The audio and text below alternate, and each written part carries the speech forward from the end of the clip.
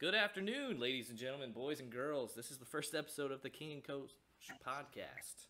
Obviously, we've got off to a little bit of a rough start, but we got enough entertainment value, I hope, to keep you satisfied here for probably an hour, honestly, just because we're probably going to get lost off in some tangents. I'm Coach. Obviously, on the line that you hear, you guys all know that's King. We're gonna start off. What up? We're gonna start off with some real kind of basic questions, kind of, break bread, let you guys know who we are. So I'll go ahead and ask you first, King Chris. Where are you? Where have you been? And where are you going?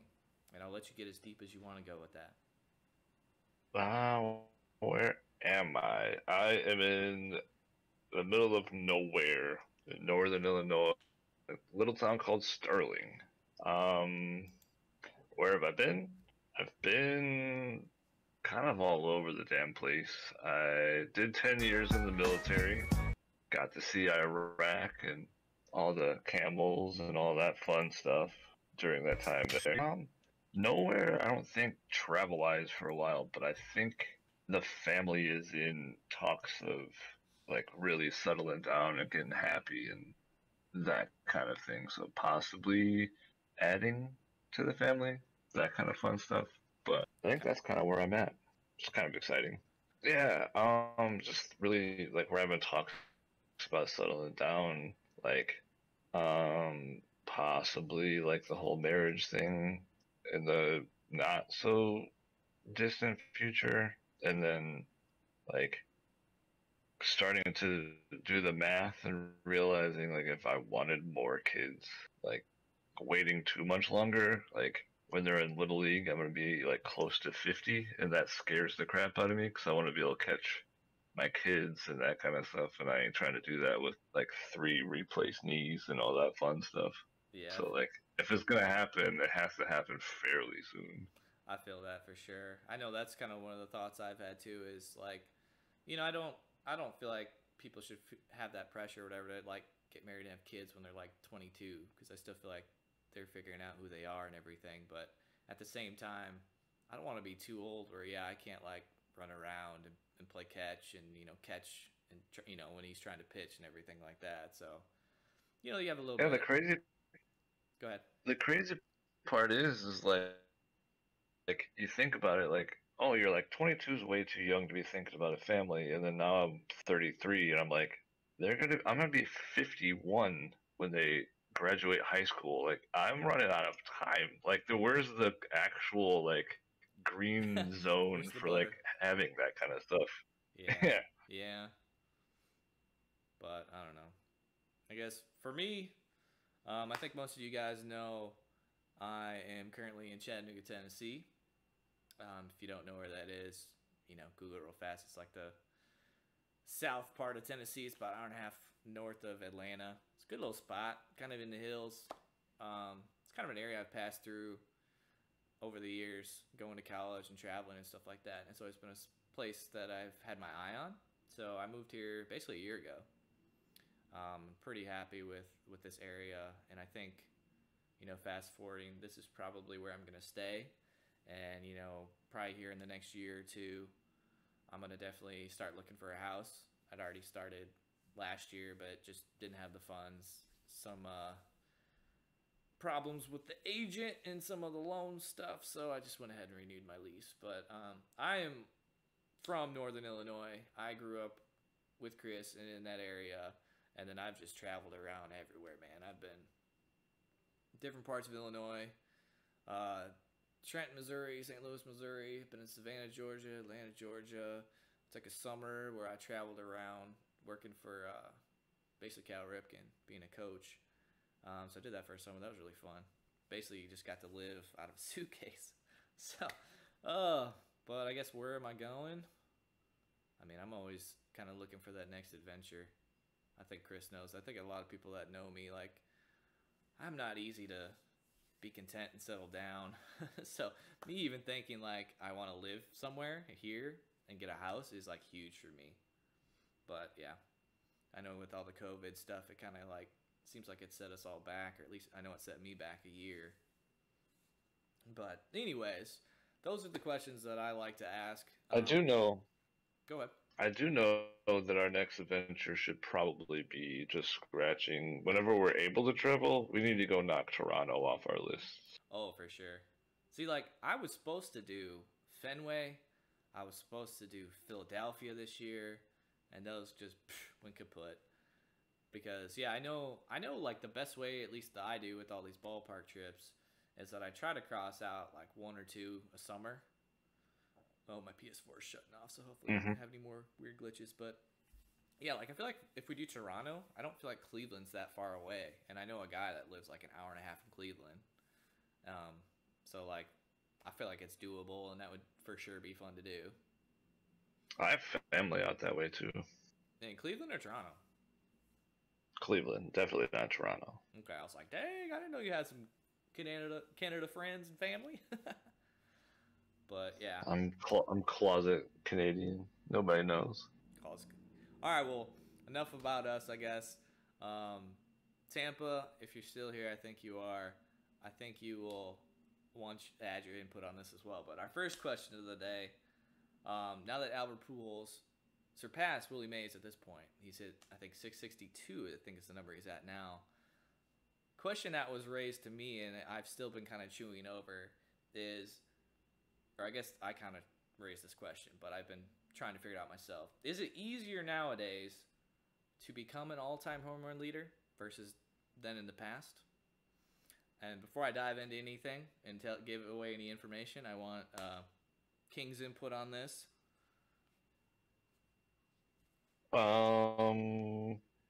As far as like, are you talking like Hank Aaron's record, like that type of like the making the all-time like top 10 list, or just like single season stuff? Like all-time home run list, like the greatest, the Barry Bonds, the Hank Aaron's. Is it easier nowadays to reach that mark, or do you think it would be easier if you were to hop in, the 1920s and do it? I think that it's easier than back in the day. Okay, why do you think that?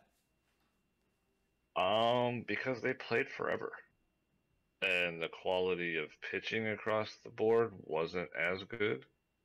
You had people like Ruth who were like men amongst boys in his era. Yeah. Like he just dominated. Now, and the flip side is like, yeah, there's guys that mash now, but you have to have 16, 17, 18 seasons to have a run of being that top guy, and like it's so hard with the training, the muscle, like everybody, you just don't, nobody plays that long anymore. Yeah, I'm kind of in the same aspect too. If you threw somebody as like who's not even a home run hitter, like if I threw like Paul DeYoung back in that age, he probably would have been one of the greatest. Like today's game, like we know so much more in terms of like therapy, training, all that stuff, like building the muscles. And yeah, even aspects as like Tampa pointed out, like the ball, like they've messed with that and everything, and it seems to carry more.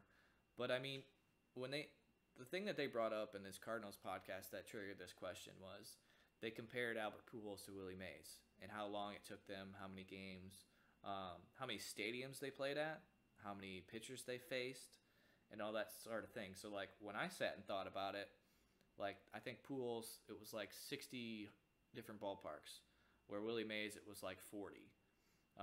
The amount of pitchers, I can't remember the total, but it was something ridiculous. Like Pujols faced like 700 different pitchers, where Willie Mays faced like 400 or something like that. And even the way that the game has evolved these days, where we have openers, we have pitchers that only go 5 innings and then they're out. Like back in those days, if you were a starting pitcher, you were expected to go the whole game. It didn't matter if you threw 200 pitches. It didn't matter if you were throwing meatballs. Like you just kind of suffered to get through the game because there just were not that many arms.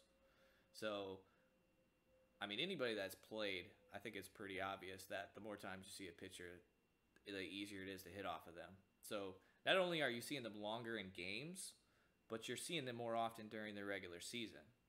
So I do kind of fall in the aspect of I feel like it's easier back in that time period to become like an all-time great, all-time home run leader compared to now. But saying all that, that makes it all the more impressive that like Pujols is still playing with all the injuries he's kind of suffered and all the problems he's had with like his feet and his legs and such. So, like, obviously I'm a Cardinals fan. I have mad respect for Pujols, and I really wish he would have stayed healthy and could have like surpassed Bonds and all that stuff. But it's probably not gonna happen. He's probably got 1 year left.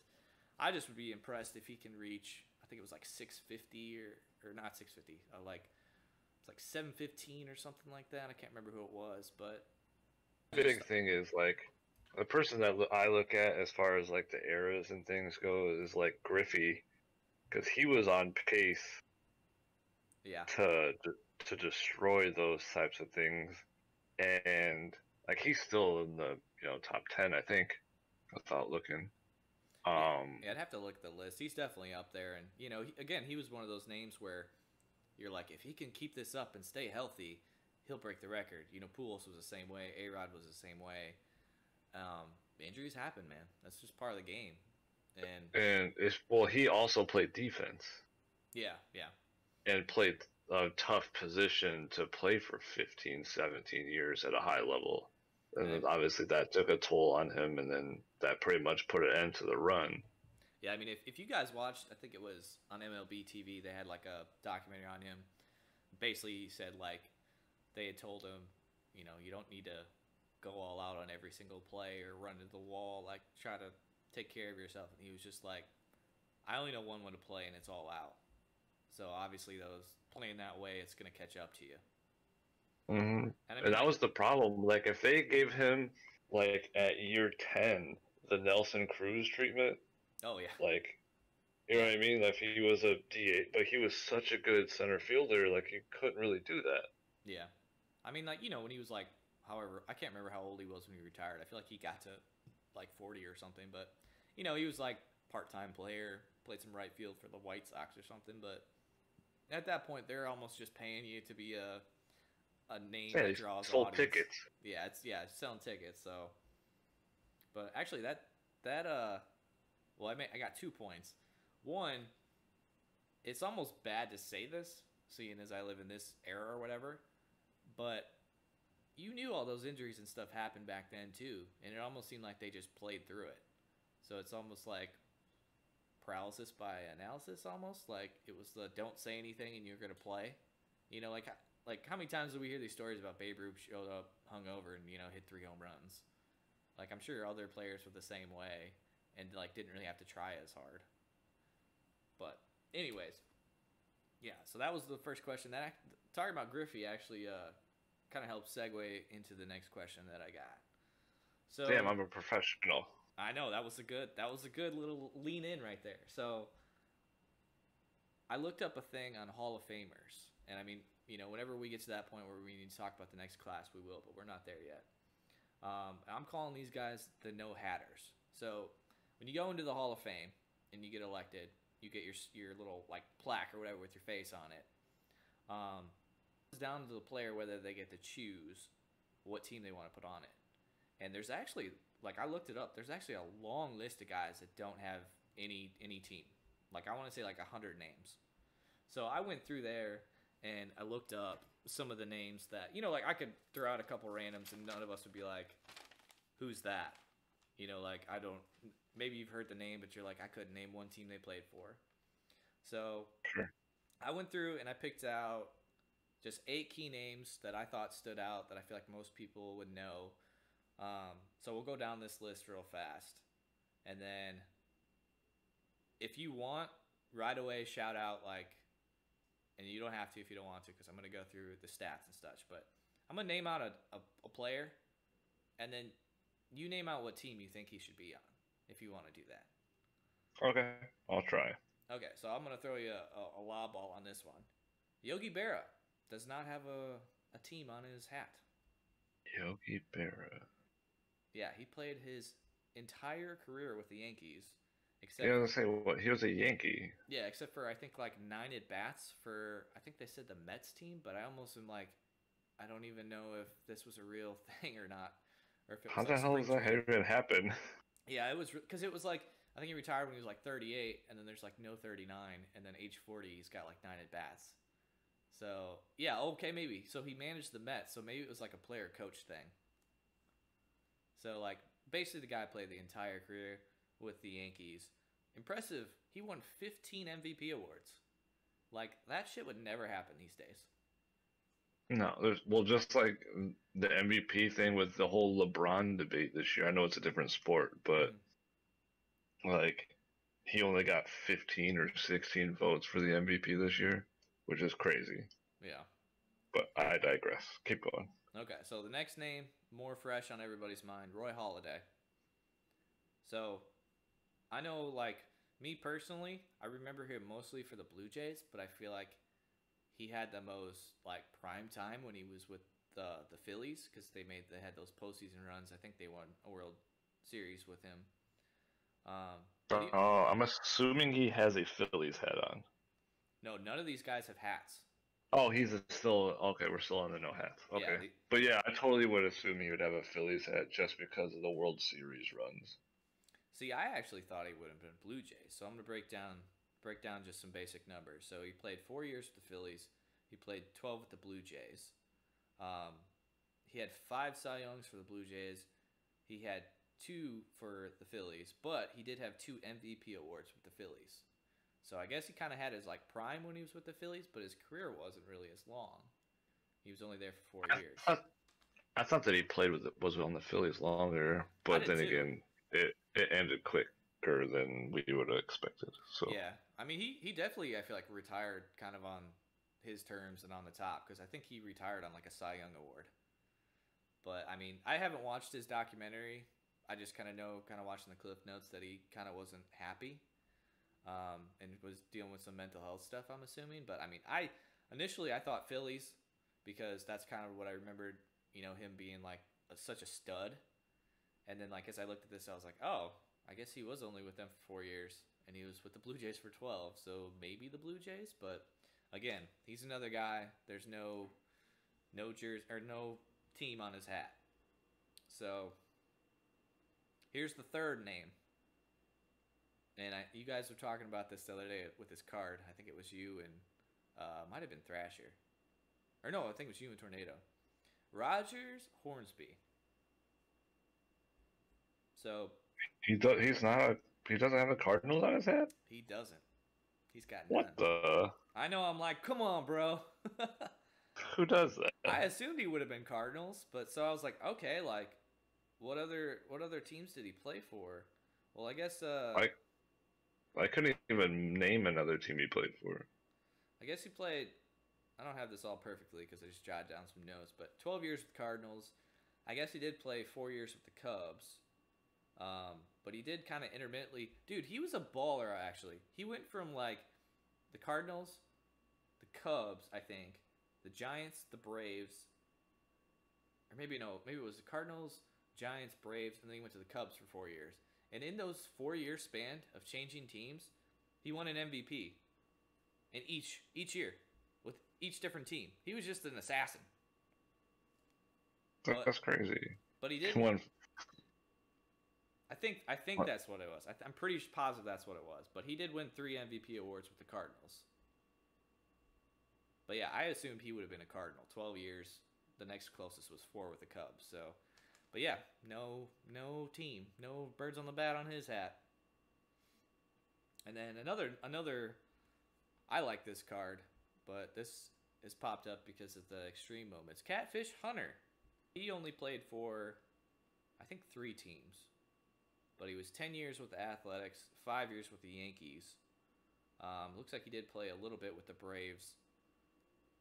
But he had 3 Cy Youngs, 4 MVP awards with the A's, where he had only 1 Cy and one MVP with the Braves Yankees, I guess. Or, well, Yankees, my bad. Those 2 words went together.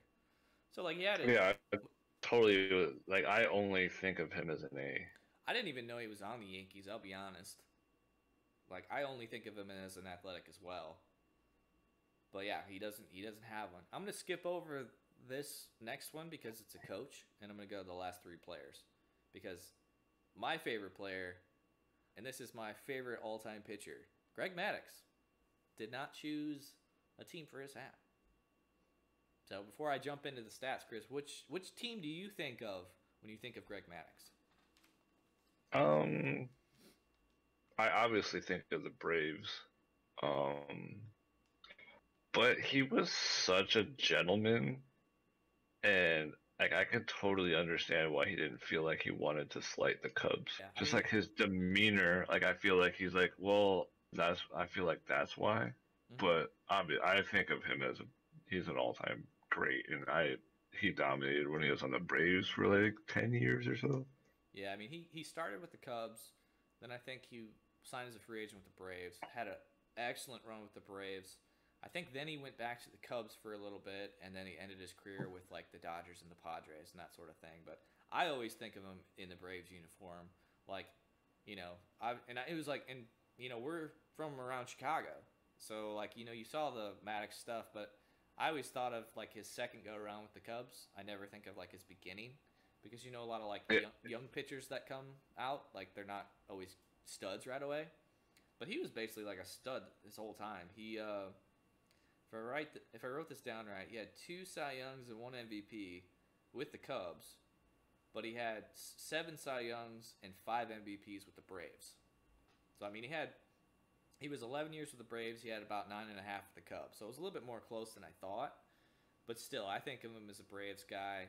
But okay, fine. Like they did kind of give him his first start in the big leagues.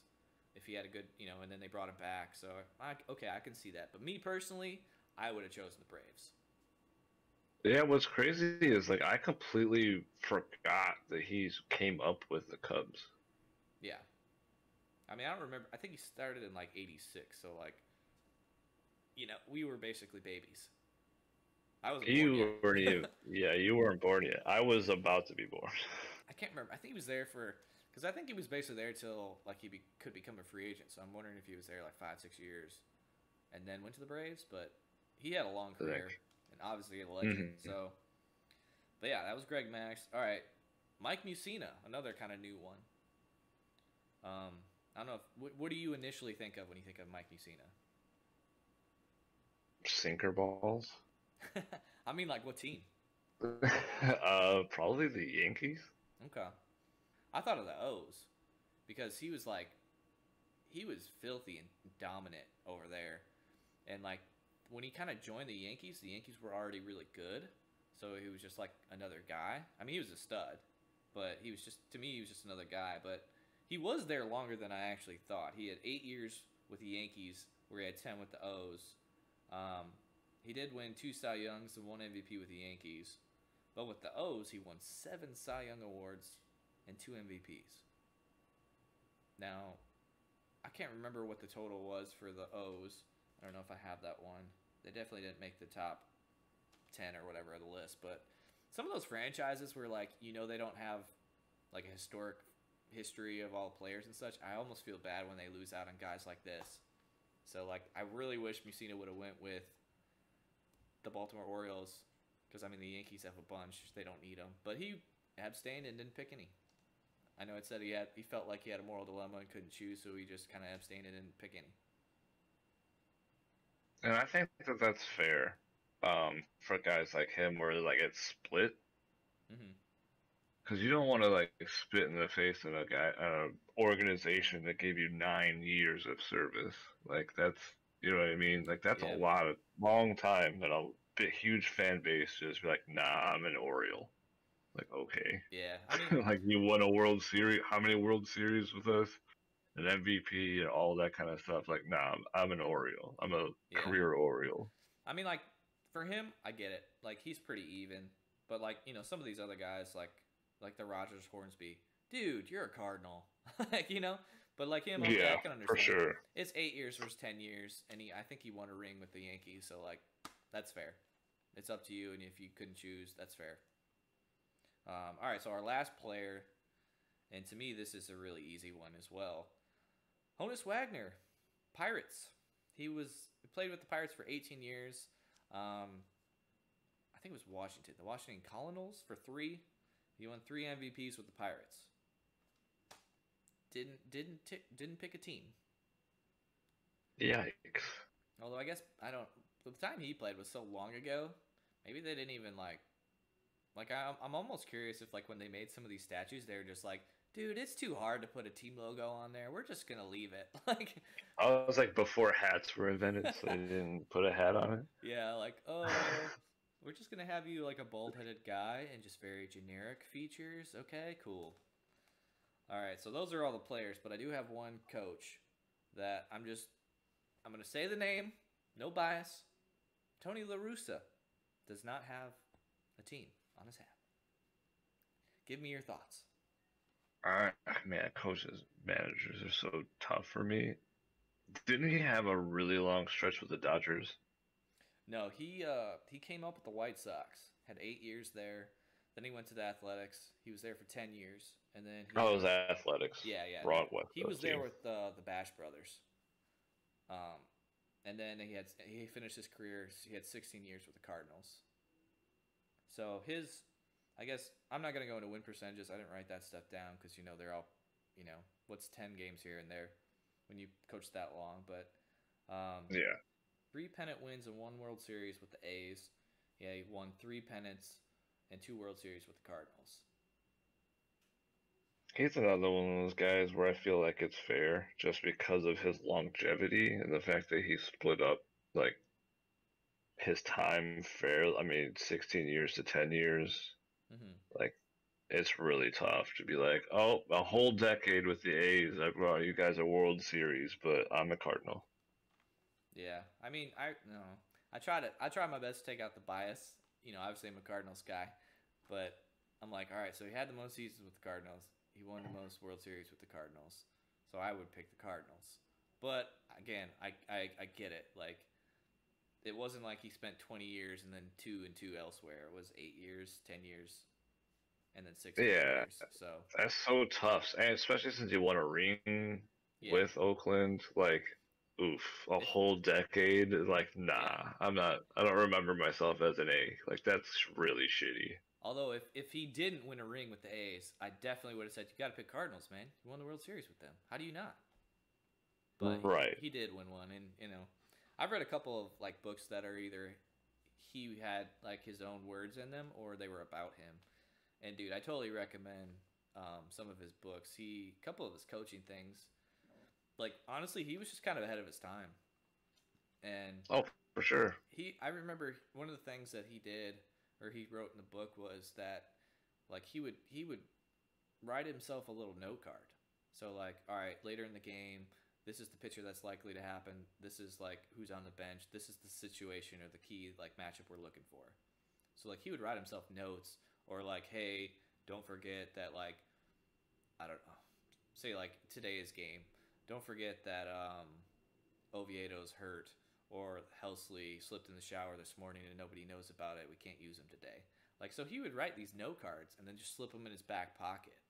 And I was always like, that's so like obvious that why do like maybe every coach does that, but for me, I was like, I never thought about doing that.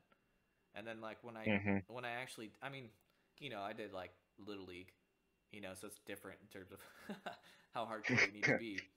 But like some of that stuff, other coaching stuff, I actually used that. Like I wrote a couple notes, put them in my back pocket, and I mean it was even just simple stuff like reminders to yourself, like don't lose your cool, or like so and so's like struggling mentally, make sure to pick them up.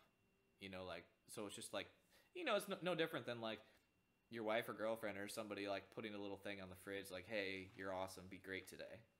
But I was like, that's so simple and obvious. I don't know why I didn't think of it. Oh, I used to have sticky notes on my bowling shoes on the top of them that told me to slow down. Yeah.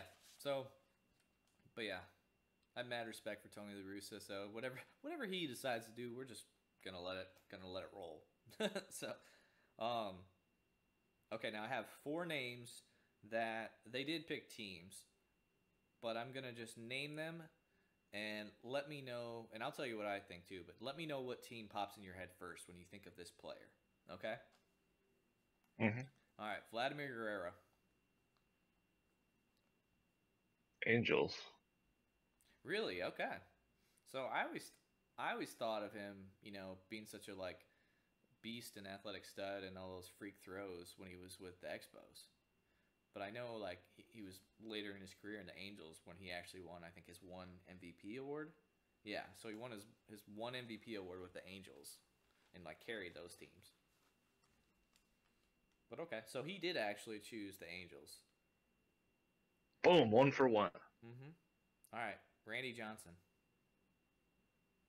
Mariners. See, that's what I thought too. Thought Mariners first. Like, He picked the Diamondbacks, I'm assuming. yeah, yeah. I think he's the only Diamondbacks in there right now. But yeah, I initially was like Mariners, and then I was like, wait, he had a super long career, and then I even was like, didn't he end up with the Yankees?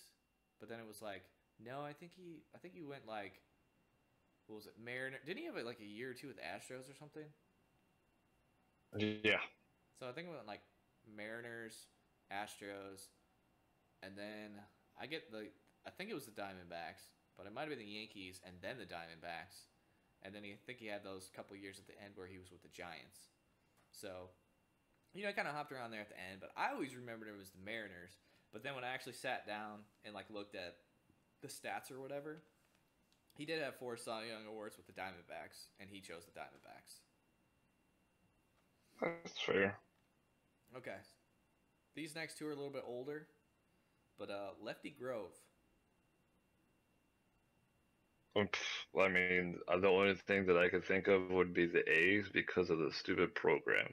To be honest with you, Yeah, yeah. like I do not know a whole lot about these guys. Yeah, so Lefty Grove, he had 8 years with the Red Sox. He had 9 years with the Athletics. He won 4 MVPs with each. But yeah, I think because of MLB The Show, I think of him as the Athletics. I didn't even know he was on the Red Sox, but he chose the Red Sox. So yeah, here's Cool. here's Good here's job, Lefty Grove. here's another one that's kind of similar to this, and I mean these might have even been around the same time period too. Jimmy Fox. Was he on the Red Sox? Yeah, he chose the Red Sox, but I always think of him as the Athletics because his years were he was with the Red Sox for 6.5 years. He got traded at the deadline. He was with the Athletics for 11 years. He had 6 MVPs with the A's versus 4 with the Red Sox. So I mean, his majority of his career was with the Athletics, and he had most success with the Athletics. So choose the Athletics. But no, he chose the Red Sox. I have one. I didn't even look to see where he. I'm assuming he chose the Rangers, Mm-hmm. but like Nolan Ryan, like even in the show, like he has 3 different cards with 3 different teams, I don't know what and he played for so long. I don't even know what his quote unquote prime was because he played till he was like in his 40s, didn't he? I mean, he literally his whole career was a prime. Yeah. So like I always think of him as like the Astros, but I know he was with the Rangers for I don't know how many years, but quite a while. And I think he's like I don't know if he's like a president or something. He's in the Rangers organization. Hmm. He also like owns and runs a AAA team down there. Does he? Okay. Hmm. Because I know when I was saying earlier about when I was on that tour coaching or whatever, we actually did a camp that was in his like hometown or whatever that was in Texas somewhere, and it wasn't him, but it was like the general manager of the Rangers at the time actually came down there and was like hanging out. Of course, coach was over there coaching doing his thing, and then like all half my other coaches were over there kissing his ass. So I was like, all right, guys, Mm. you go do your thing. I'll be over here, helping kids. Oh, little known fact, he was on the. I forget that he was even on the Mets. Yeah, didn't he come up with the Mets? I think this Yeah. his rookie card or whatever was on the Mets when he was super wild. So he played from Jesus 66 to 93. Damn, he played to 93. Wow. So that's 20. Is that 27 years? That can't be right. That's longer than some of you guys' lifetime. Tampa just said he played for the Mets, Angels, Rangers, and Astros. So he played 4 seasons with the Mets. Yeah, came up with the Mets. Or was it 1, 2, 3, I 4, don't remember. I 5, mean, 6, well, 8 with the Angels, okay. 9 with Houston, and 6 with Texas. I'm pretty sure he has Texas on his hat, Yeah, I think he does too. But yeah, I would. which is the team he had the least like tenure with, and he chose Texas for some reason. Yeah, I'm not sure on that one. I don't know if you want to look it up or not, but yeah, I would. Just by hearing those numbers, I would think, okay, it got to be the Angels or the Astros. But okay. Yeah, I'm gonna look it up. But yeah, that was the first one that came to mind because I knew he had a super long career, and I know he chose somebody, which I thought was like, how? Hmm. How do you choose somebody when like you have 3 teams where you like have almost a decade of service in? Some of these, like, Um, I almost wonder if it's not even about like necessarily their career, but like who treated them the best. Like, which team, mhm. like, you know, made sure that they had everything they needed or never had any issues with like contract negotiations or any like shady shit. Like, Yep, because that he stuff matters. has.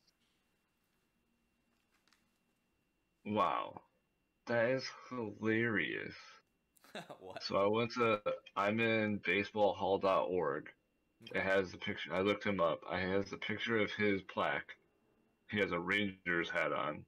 The picture in the background is the Rangers, him throwing when he's on the Rangers. Hmm. And it says Lynn Nolan Ryan, inducted to the Hall of Fame in 1999. Primary team, the Los Angeles, California Angels, but all of his stuff is Texas. Yeah. Like, what?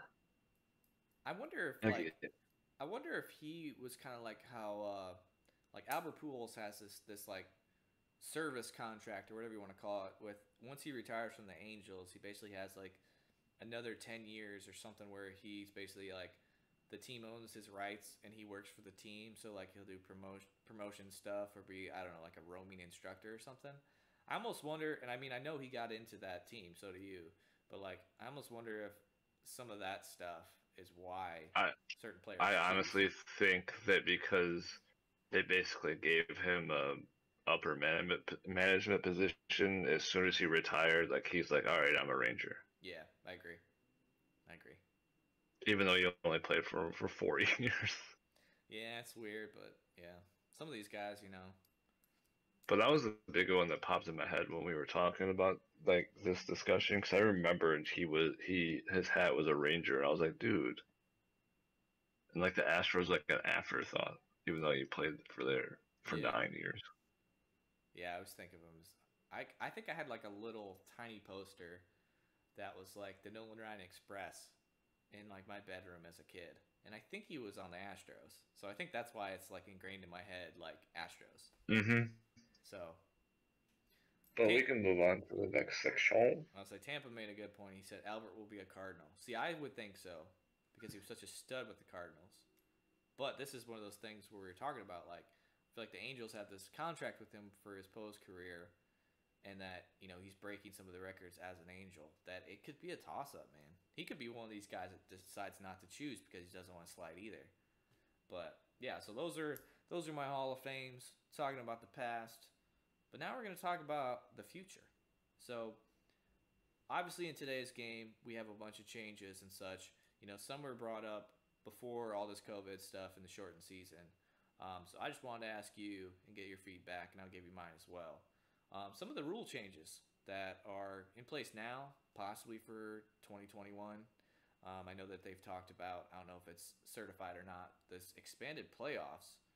I know I understand it this year, with the less season and basically give everyone a chance. Let's get as many games as we can. But then, like, now they're talking about expanding the playoffs for 2021. And I have not dove into it enough as I probably should. But I know when I talked to one of my friends or whatever, he said, oh, it's just like a trial for 21. I'm like, how do you have a trial for 21? But, anyways, what do you think about the expanded playoffs going forward? I'm really lukewarm on both sides. I kind of understand it.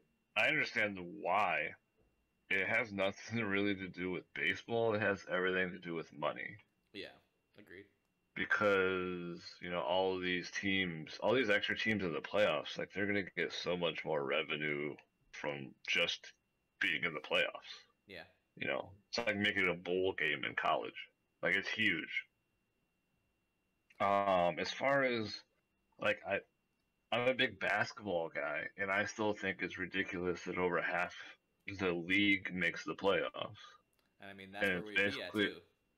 yeah, that we're literally would be the same as the NBA. And for some reason, it doesn't bother me in the NBA. So, like, I'm kind of like, why would I let it bother me in the majors?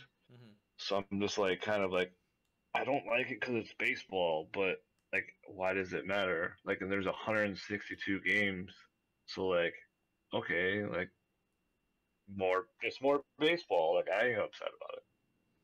Like, I've tried to be upset about it because I try to be a Hmm. purist, and then when I think about it, I'm just like, why does it matter? Like, the good teams are gonna end up winning anyways, so like, why not? Have more opportunities for Cinderella stories, like somebody getting hot. Yeah. See, I look at it. I'm trying to look every angle. I get the business aspect. Obviously, more games, more money, more player. Basically bonus money for making the playoffs. But if like I listened to a podcast last night, I think, and basically said it. All right, well, if you took this system or whatever, and it is basically half the teams, then you're letting in teams that aren't even 500 into the playoffs for a chance at the World Series.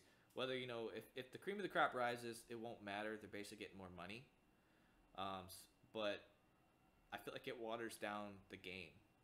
Like, okay, well, you're gonna let this 10 seed guy in or whatever. Like, it's not like college basketball where like Cinderella stories, it's a one game. Like you're still gonna play at least a 3 game series. So to me, it's just like, all right, well, let's look at it, the logistics. Okay, so you're gonna have so many more games in the playoffs. Does the regular season then get shortened? And if so, like, okay, purist, okay, well, how's that gonna mess with contract, you know, incentives and the stats, like just records in general? Like that stuff's getting affected for. I mean, it could just be 10 games, which isn't that much. But when you compile that over a career, like that's, I don't know, like another season or something, depending. So logistically, I would need to hear more about it. I don't mind it for this year. I think it's fun this year, but I like the playoffs the way that they kind of are, where like you have to win your division to get in, and then like you're kind of your second hope or whatever is the wild card, and like they've already expanded that. We had the wild card game, the one game play, and I love that. That's a lot of fun. But if we add in all these teams that aren't even 500, it's going to become just like the NBA. And I don't know about you. I used to be a huge NBA guy. Now I don't even watch until it's like the Final Four, because it's like, okay, well, yeah, we're letting all these crappy teams that are basically like, do we want the lottery pick? Do we not? Well, we're kind of good. We want this guy to play. I mean, like he's our young stud that we need to play, but we don't really want to win because we want to draft another one. Like, I hate that shit. Cut that shit out. Like, I don't watch the NBA much anymore at all. And even then, like, I mean, I'm going off on a tangent here, but like, I miss the days where like there was almost like a loyalty to the teams that drafted you in the NBA. Like, like I got, me, I was a Thunder fan. I loved that they got Durant, Harden, Ibaka, Westbrook, and they had this young group and they were building them up. And then it was like, oh my God, we can't afford to pay Harden. Lost Harden, and then like KD wanted to leave. Okay, KD wanted to leave, but then like then we lost. Then they lost Westbrook too. Like, man, I had all my Thunder gear and my favorite player was Westbrook, and now I'm stuck here like, am I a Thunder fan or am I a Westbrook fan? Because I don't even know who's on the roster anymore. Because people come and go Yeah, so much, like, like and I think that's why I like one of the reasons why I like baseball more than other sports is, while it does kind of screw over the players, the whole like basically 6 years of control. Um, you do get time period to like get to know the player, decide if you like the player, and kind of grow with the player.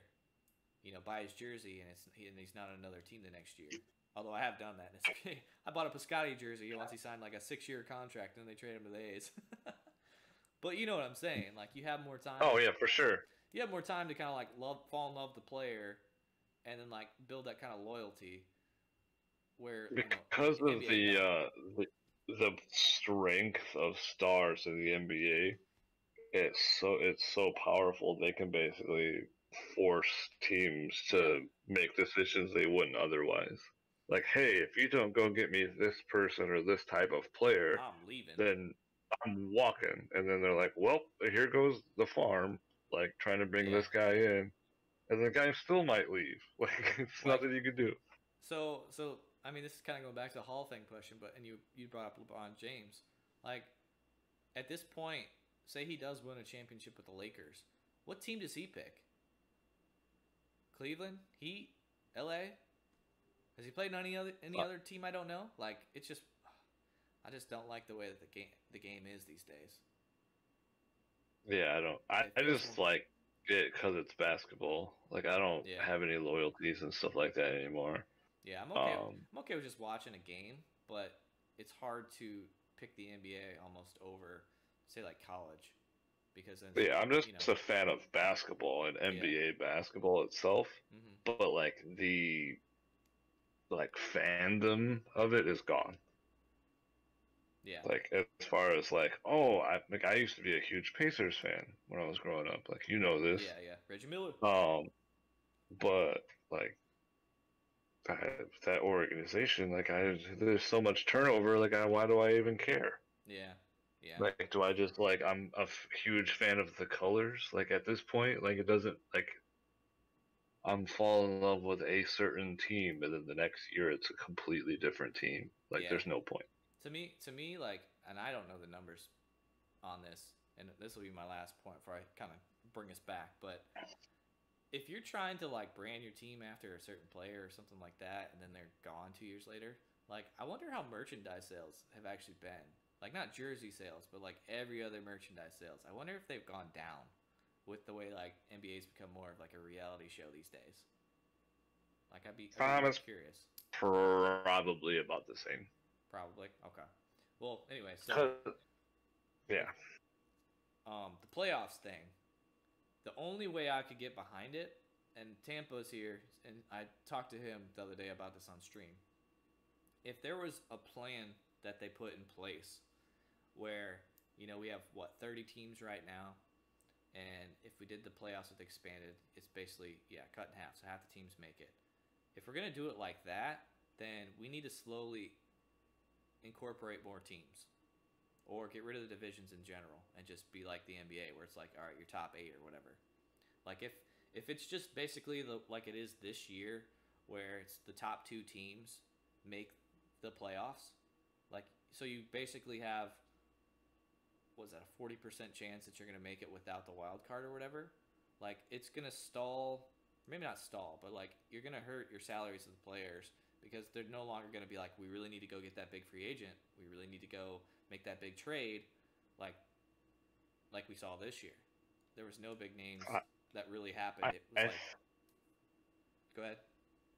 I think that to make the way to make this work, I don't think it should be the top two in each division, Mm-hmm. because you're gonna run into like stinkers that get in. Like, I'm no disrespect to anybody in Miami out there, but like the Marlins should not make the playoffs. Yeah, yeah, But if you do it, the four division winners are obviously in, and then from there, basically like how the wild card would generally work. You have four wild card teams. I'd be cool. I'd be a lot Like better with the that, but it's still like because like if the it's half the next league, four in the National League, like the next yeah, four that didn't win a division in the American League, that's how I would just do it. round it out like that. I would do that as well, but like still, if it's gonna be half the league, then we need to start adding more teams. Like Oh, for sure. that's kind of Like, where I'm at. Vegas should have a team. Like, Nashville could have a team. I Like, think there's other, yeah, like, there's Nashville's a markets top out there. 10.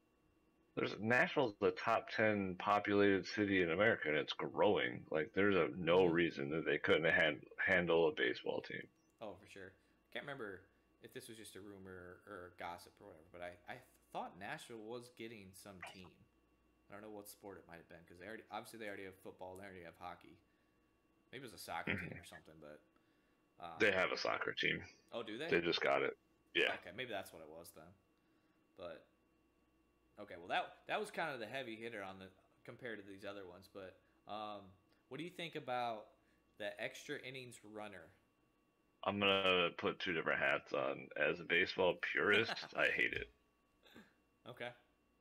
But as I have slowly transitioned into more of a casual fan of like today's game, Hmm. I'm all for it. Really? Because games are getting monotonous. Like if it's not a home run, it's a strikeout. Like this, True. like True. immediately is a shot of adrenaline if you go into extras, Okay. and it That's a fair then it point. levels the playing field. It's not like one team gets it and the other team doesn't. Hmm. So like, and it puts emphasis like all of a sudden on putting the ball in play. Yes. Yeah. Creating and manufacturing runs.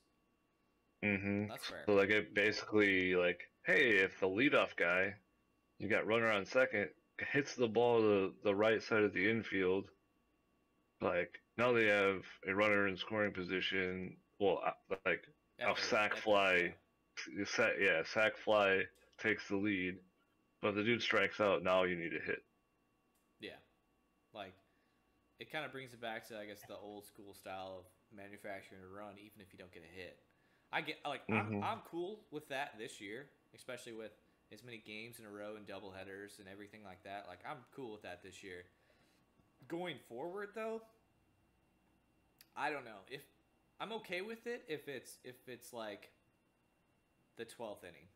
By the 12th inning, yeah, let's institute it then. And that's kind of where I stand on it. But Tampa is very against it. He said, if you're in the Oh, ballpark, do you really want to see that? Dude, Tampa, I've been to some of these extra inning games personally myself, and the crowd leaves, and you're desperately just like sitting there drained. Because like you've been cheering, it's like any sports game. You've been cheering for the last 2-3 hours, and now you're going into like the fourth hour, and you're just kind of sitting there. It's even like WrestleMania. Like you're drained. Like you're been sitting too long. You've probably had too many beers, or you're like need to pee again. Your legs are hurting, and you've been cheering the whole time. Like you're exhausted. So like once you get into like the 4.5 hour mark, you just want the shit to end. exactly. Like that's where I'm such a baseball purist that like to my aspect is I paid for this ticket. I'm watching the whole game. But there have definitely been moments where I've been like, we had a rain delay. We're now in extras. I'm cold. I'm miserable. I got work tomorrow. I'm gonna even if I leave right now, I'm not gonna get like 6 hours of sleep. And I've still stayed and hated myself the next day. But you should put your fans in that situation. Tampa said, I will agree. Like, do it if it's 12th, but I mean, as a fan, watching extra innings rule is dumb. I get it. That's your opinion. I told you guys mine.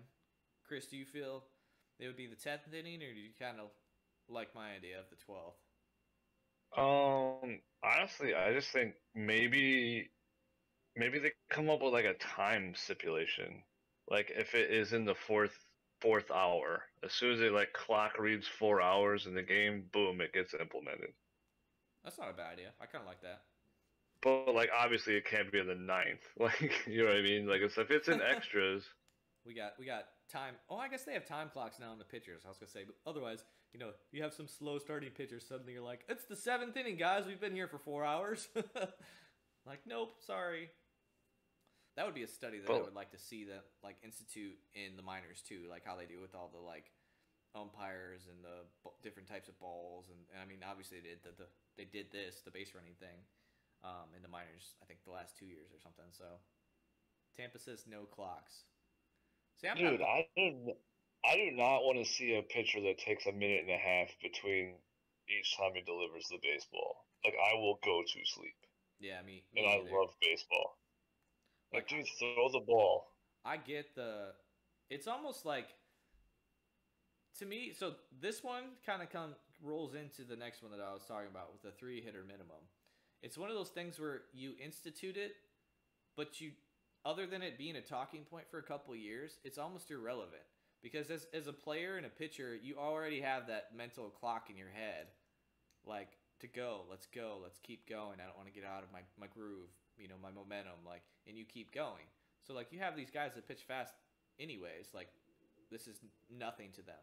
It's just for those like few pitchers, like I think Pedro Baez was really bad in the playoffs with the Dodgers. That like, he's got to like scratch his nuts and take 10 deep breaths and then pick his nose. Oh, and then he's going to get on the mound and then he's going to do it again. Like it's for those few guys.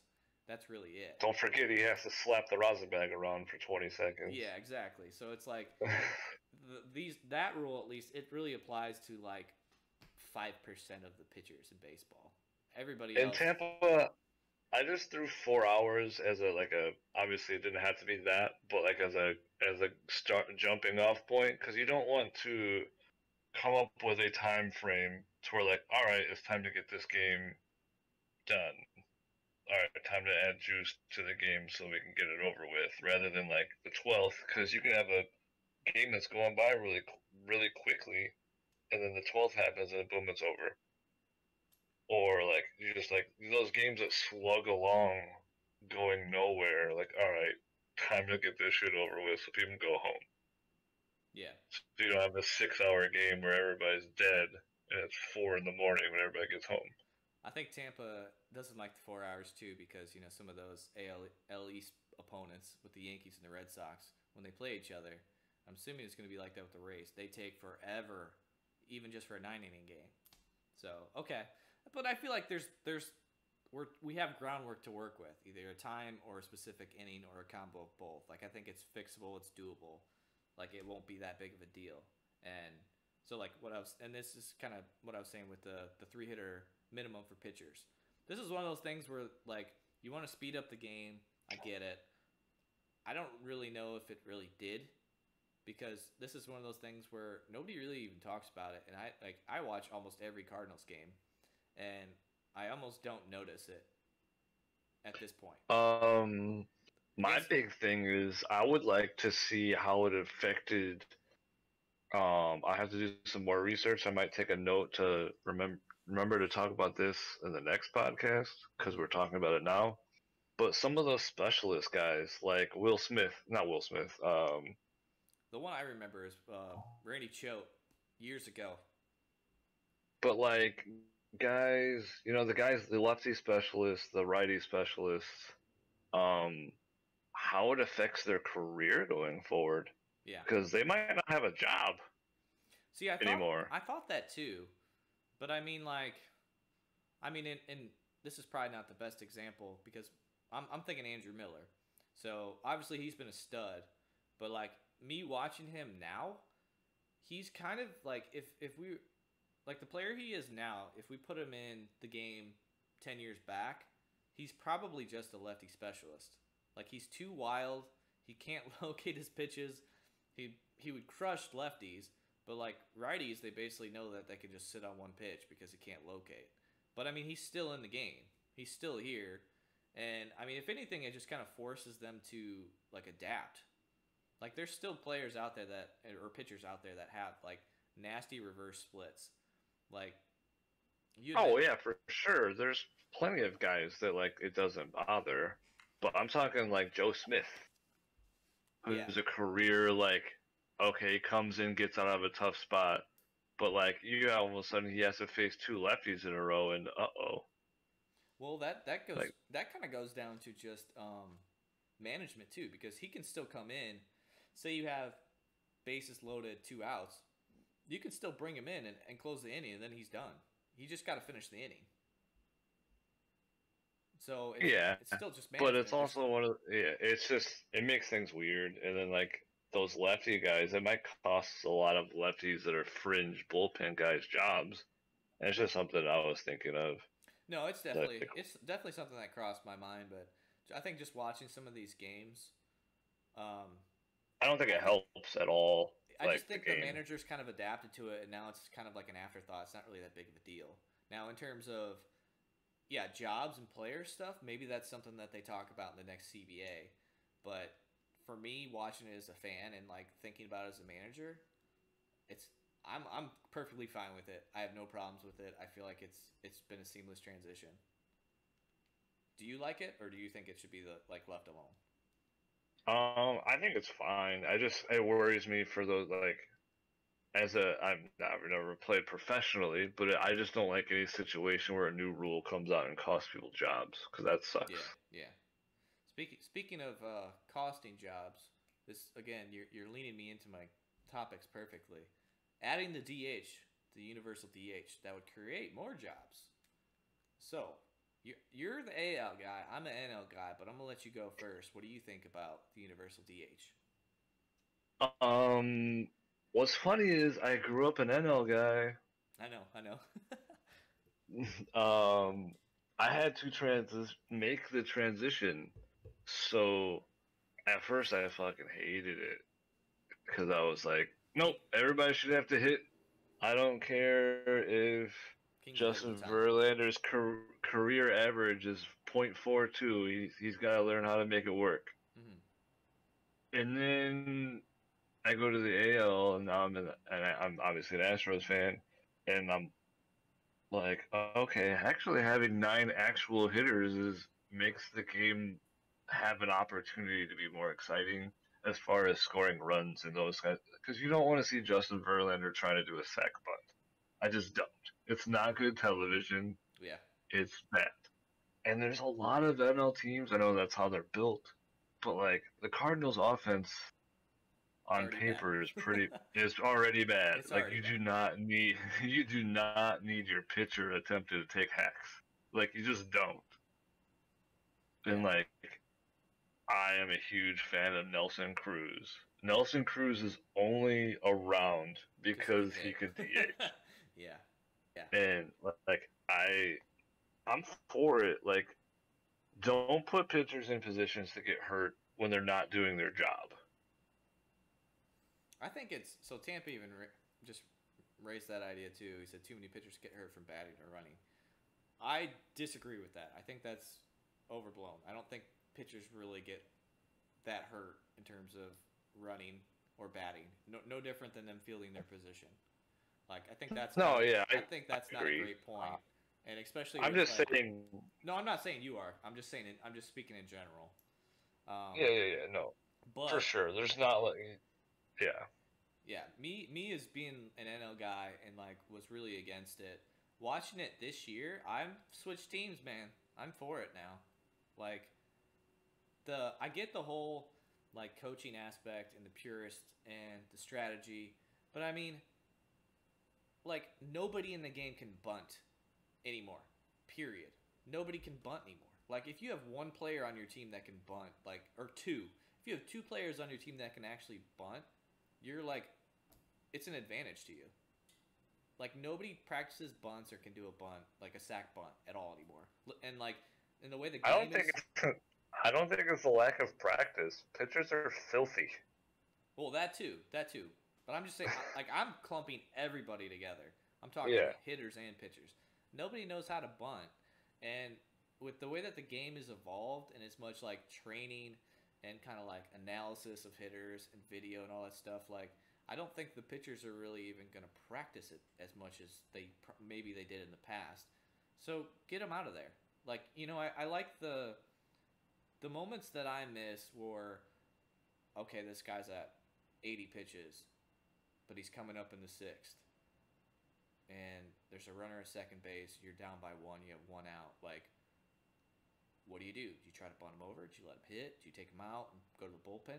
Well, in today's game, we have openers. We don't have lefty specialists, but we basically have, you got the seventh, you got the eighth, you got the ninth.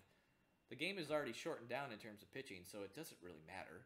If anything, it's just we're giving another guy 2 extra at bats versus the pitcher getting his 1 or 2 a game. So it's not really, Yeah. when you break it down like that, it's not really that much different, but it adds another bat, it adds another job. You mentioned the Cardinals lineup, it's been atrocious. Goldschmidt's awesome, but there's players on there that are definitely, you see improvements here and there. But we never would have had Brad Miller have the year that he's having this year if we didn't have the DH, because we don't really have a spot for him. We're not gonna throw him out in the outfield, So basically, he's what, second base or third base? Well, Wong's our leadoff hitter. Like I'm And at this point, I'm done. probably the best second baseman in the league. Yeah, just the Gold Glove second baseman. You're not going to take him out, and then okay, like yeah, I could put him at third base, and we've kind of been mixing him and Carpenter in with the rotation. But I mean, if you want the best defensive infield, you're going to put Edman at third. So what is he going to just get a pinch hit at bat once every other game? Like, okay, make him a DH. He's been our four hitter for pretty much majority of the year, and he's been And the bad problem with that is like if you put him in the pinch hitter role, like he doesn't get to go on runs. yeah. He doesn't have to get to go on those stretches where he's 6 for 10 with 2 bombs. Mm-hmm. Like you just don't get that flow because you might bat once a game or you might not hit that game. As hard as these guys throw and as nasty as the stuff is, and like the fact that they all can pretty much control their off speed pitches, whether it's just one or two, maybe three, like it's already like difficult enough to hit in general that you need to hit on a regular basis to get in a flow and get that vibe for the game or the pitcher where you might strike out once but you get an idea, so that second time, maybe third time, if he's still in there, you have a great plan of attack and you can get him. You can't do that if you're just a pinch hitter. So Right. yeah, and Tampa, your opinions are so weird. I love you, buddy, but you don't like time limits, but you like 7-inning games. I quit. although I wouldn't be okay. So I do actually like the 7 inning games but I mean they're only they're only for double headers. So I know. I'm just thinking it's funny. Yeah, that is kind of funny. Cause like I'm a purist, but 7-inning games are kind of cool.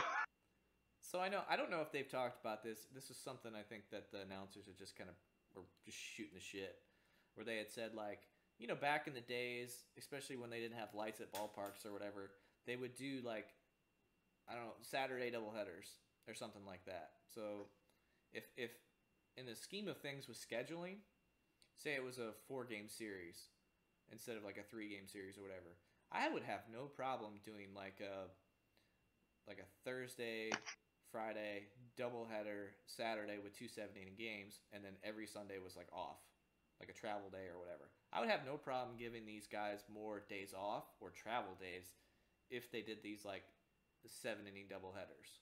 But like if they're gonna do them, they need to be like always Saturday or always Sunday, and then the next day is off. But I mean, like I've kind of enjoyed them as well because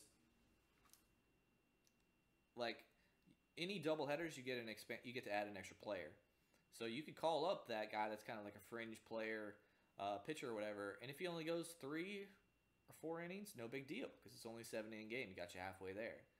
Like we've blown through our minor league whole system of arms, and luckily for us, like we have a bunch of them, and I've enjoyed them because okay, there's no fault if they only go 3 or 4 innings, but I get to see them, and I get to kind of get a judgment of okay, this guy's legit. Okay, this guy only can control one maybe 2 pitches. He's probably a bullpen arm, or even if that. Like people these days with the lack of starters, if they want to do a bullpen game, they could do one game's a bullpen game, and the other one's like your traditional, throw Wainwright out there for 7 innings. Like you could do that. Like it's just a different kind of strategy or whatever, and you get to see everybody play, basically. Bullpen games are bullshit. I mean that you just kind of have to accept them. That's what's around these days. I hate it. I'm not a fan of it, but if your team is built that way, it is what it is. I think that's kind of why that they instituted the whole like 3-hitter minimum too, is because they're like, all right, well, if you're gonna do that bullshit, then like you got to pitch at least an inning or 3 hitters. Because I mean, what was it 2 years ago?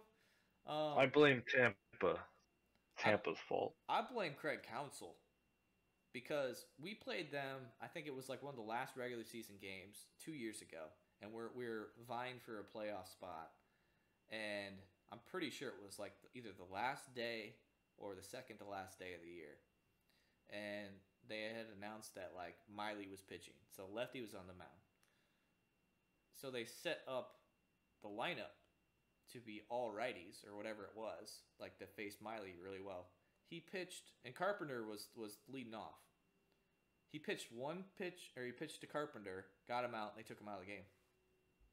So then we were like, is he coming out? Is he hurt? Like, what's going on? And then, like, later on, they were like, Carpenter's been their most dynamic hitter. He's been deadly.